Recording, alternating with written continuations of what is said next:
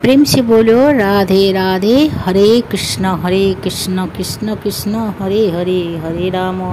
একটি রাধাষ্টমী পালন করলে 1,00,000 একাদশী পুণ্য লাভ হয়, 1,000 কন্যাদানের লাভ হয়। বিশাল পরিমাণে সোনা দান করলে যতটা ফল লাভ হয় চতুর্গুণ লাভ হয়, তার একবার রাধাষ্টমী পালন করলে সেই পুণ্য লাভ হয়। গুড মর্নিং, জয় নিতাই, সুপ্রভাত বন্ধুরা, রাধে রাধে। আশা করছি তোমরা সবাই গৌর হরির কৃপায় সবাই ভালো আছেন।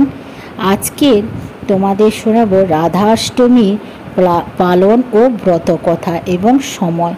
রাধাষ্টমী ব্রত কথা ঘরে ঘরে কিভাবে পালন করবে এবং রাধারানীর কি প্রিয় খাবার, কি প্রিয় ফুল এবং কি প্রিয় ফল, এ সম্বন্ধে তোমাদের আমি জানাবো। 2024 সালে রাধা অষ্টমী পালন করা হয় কখন, কিভাবে? এবছর অর্থাৎ 2024 সালে রাধা অষ্টমী পড়েছে 11ই সেপ্টেম্বর বুধবার। সারা বিশ্ব জুড়ে পালিত হচ্ছে রাধা অষ্টমী ব্রত। ভগবান শ্রীকৃষ্ণের জন্মের পরবর্তী অষ্টমী তিথি অর্থাৎ ভাদ্র মাসের শুক্ল অষ্টমী তিথি হল ভক্তি গুরুত্বপূর্ণ রাধা অষ্টমী। এই শুভ দিনটি হল শ্রীকৃষ্ণের প্রিয়ে শ্রী রাধারানীর জন্ম পুণ্যতিথি। গত দাপর নীলার কাণ্ডে ভাদ্র মাসের শুক্ল অষ্টমী তিথির মধ্যাহ্নকালে অনুরাধা নক্ষত্রে বর্ষানাথে শ্রীমতী রাধারানীর আবির্ভূত হন।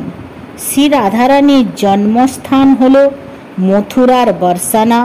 মহারাজ শোভানু তার শ্রী কীর্তিস্বর্ণ পদ্মর কোল আলো করে শ্রী রাধারানী তাদের আলোয় এসেছিলেন। শাস্ত্রে উল্লেখ করা হয়েছে এই রাধা অষ্টমী জন্মাষ্টমীর ব্রত থেকে আরও বেশি মাহাত্ম্যপূর্ণ।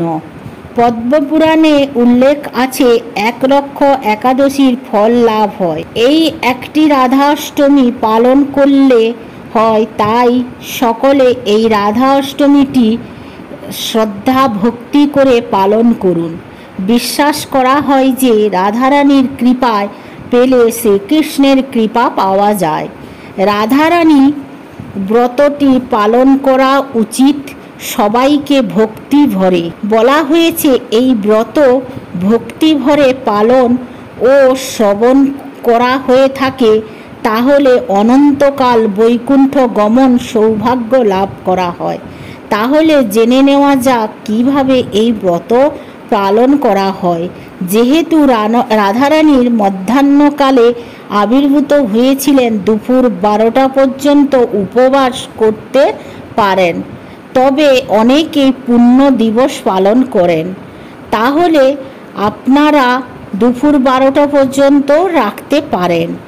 ব্রহ্ম মুহূর্তে ঘুম থেকে উঠে সকাল সকাল স্নান সেরে ভক্তি ভরে রাধারানীর কাছে প্রণাম করুন এবং প্রার্থনা করুন আপনি যেন নিজের নিষ্ঠার সহিত রাধারানীর ব্রতটা পালন করতে পারে। তারপরে রাধারানীর মূর্তি বা ছবির ফটো থাকলে ওখানে ভালো করে পরিষ্কার করে মুছে দিন, দিয়ে ফুল দিয়ে সুন্দর করে পরিষ্কার করে তাকে ঠাকুর মূর্তি থাকলে সুন্দর করে কাপড় পরিয়ে দেবেন এবং ফটোতে পুছিয়ে সুন্দর করে রাধারানীর পছন্দের সমস্ত ফুল দিয়ে তাকে পূজা করুন।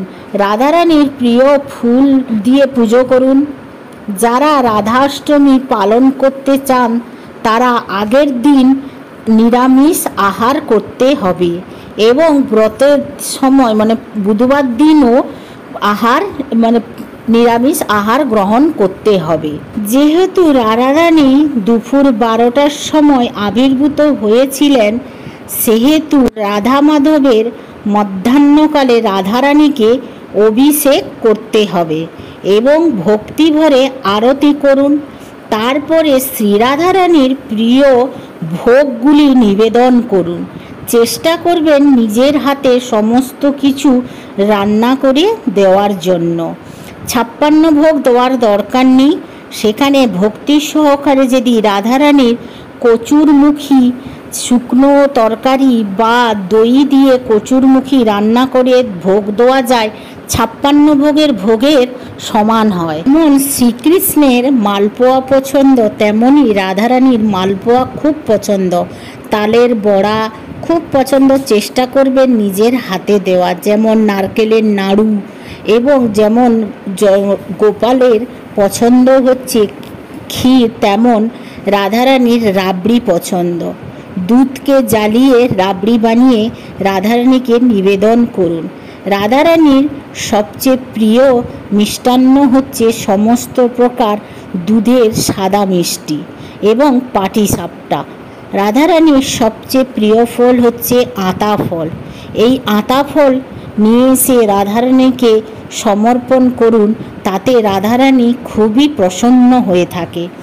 এবং রাধারানীর সবচেয়ে প্রিয় ফুল হচ্ছে পদ্ম, মালতী এবং চন্দ্রমল্লিকা এবং কদম ফুল। আরও অনেকও সুগন্ধি সাদা ফুল রাধারানীর খুবই পছন্দের। বলা হয়েছে রাধারানীকে যদি খুশি করতে পারো তাহলে শ্রীকৃষ্ণের পুণ্যলাভ পাওয়া যায়।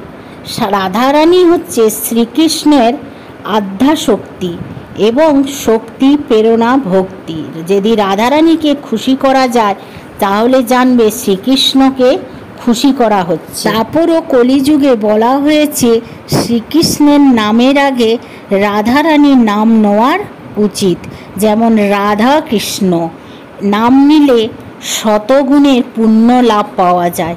যেমন রাধারানীর নাম জপ করলে শ্রীকৃষ্ণ খুশি হয়, তেমন শ্রীকৃষ্ণের নাম নিলে রাধারানীও খুশি হয়। জীবনে রাধারানীর গুরুত্ব বোঝা যায় শ্রীকৃষ্ণের। যেমন রাধারানী ছাড়া শ্রীকৃষ্ণ অসম্পূর্ণ, তেমনই শ্রীকৃষ্ণ ছাড়া রাধারানী বি অসম্পূর্ণ। দ্বাপর যুগ থেকে এসেছে কলিযুগ, এসে রাধারানী তেমনই নাম নেওয়া হয়। রাধা কৃষ্ণের কৃষ্ণ অষ্টমীর পর ও রাধাষ্টমী যদি উপবাস রেখে পালন করা হয়, দাম্পত্য জীবনে সুখের হয়। বলা হয়ে থাকে আপনি যদি জন্মাষ্টমীর পুরো পুণ্য লাভ করতে চান তাহলে রাধাষ্টমী পালন করুন শ্রদ্ধা ও ভক্তি সহকারে। পুরাণে বলা হয়েছে যে একবার রাধা অষ্টমী পালন করে থাকে তার শতগুণ পাপ ক্ষয় হয়ে যায়। শত একাদশী পালন করার যত পূর্ণ পাওয়া যায়, একবার রাধা অষ্টমী পালন করলে তার চতুর্গুণ ফল লাভ হয়। রাধা অষ্টমীর দিনটা আর 5টা সাধারণ দিনের মতো নয়। আগামী 7ই সেপ্টেম্বর 2024 বুধবার রাধা অষ্টমী ভক্তিভরে পালন করুন। এই দিনটি ভক্তিভরে রাধারানীর নাম জপ করুন, শ্রীকৃষ্ণের নাম করুন, নাম সংকীর্তন করুন। একবার হলেও এই বুধবার রাধা অষ্টমী পালন করুন, সার মনস্কামনা পূর্ণ হবে। সবাই কম বেশি জানেন শ্রী রাধা কৃষ্ণের প্রেমলীলা ও কাহানির কথা। তাহলে চলুন আজকের আমার এই রাধারানীর ব্রত কথাটা কেমন লাগলো কমেন্ট করে জানাবেন, এবং প্রেম সে সবাই বলো রাধে রাধে।